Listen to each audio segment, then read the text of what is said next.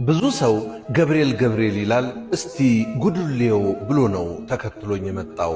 ለሱ ቤተ ክርስቲያን መሄድ ጊዜ ማጥፋት መጃጃል ነው የሚመስለው።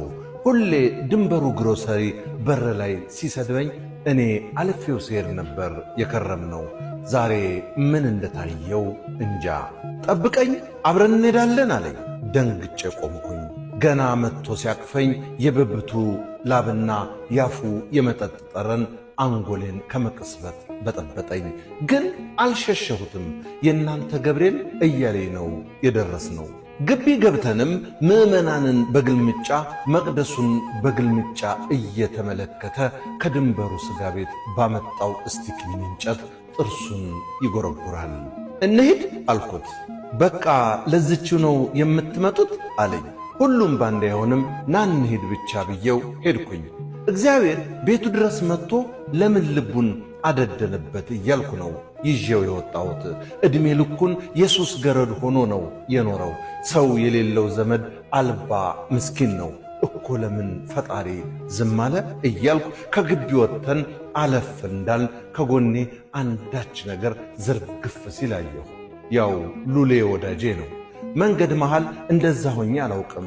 ጩኸቴን ሳቀልጠው ብቻ ብዙ ሰው ተሰብስቦ ከወጣንበት ገብርኤል መልሰን አስገባ ነው። የሚታከምበት ብር የለም። እኔም ልረዳው አልችልም። ሰዎች ጥለውት የሄዱት ሳንቲምም ካርድ አያወጣም። እሱም ትንፋሹ ትኖር እንጂ አልነቃም። ገብርኤል ይሄንን ለምን እንዳደረገ ባላውቅም ከመማፀን የዘለለ አቅም አልነበረኝም።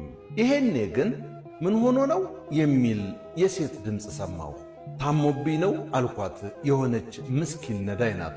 ፊቷ ላይ ብዙ ማዲያት ይታያል። እንካ ይሄንን አብላው ብላኝ ብቻ ሄደች። መብላት እንደማይችል ጠፍቷት አልመሰለኝም።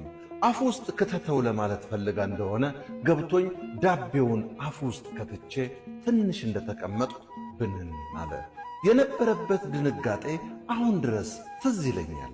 ምን ሆኜ ነው አለ ድንብርብር እያለ። ደህና ነህ ወድቀህ እኮ ነው አልኩት። እና እዚህ ለምን መጣሁ?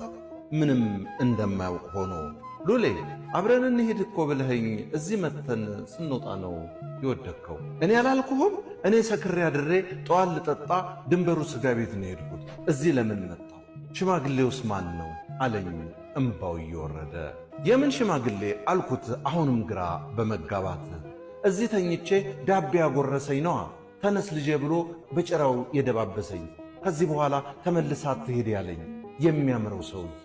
ደንግጬ እኔም ዞሬ አካባቢን መቃኘት ጀመርኩኝ። ያች ምስኪን ሴት የለችም። ሉሌ ያየውን ሽማግሌ እኔም አላየሁትም። ነፍሴ ጭንቅ ስትል እየተሰማኝ ልቆጣጠረው ያልቻልኩት ገደብ አልባ እንባ ፊቴን አራሰው።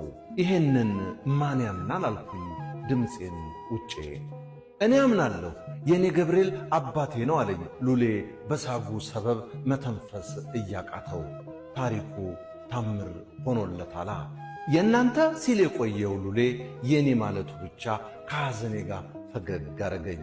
በሰበብ በፍቅሩ በአባትነቱ በተአምሩ ይጥራል።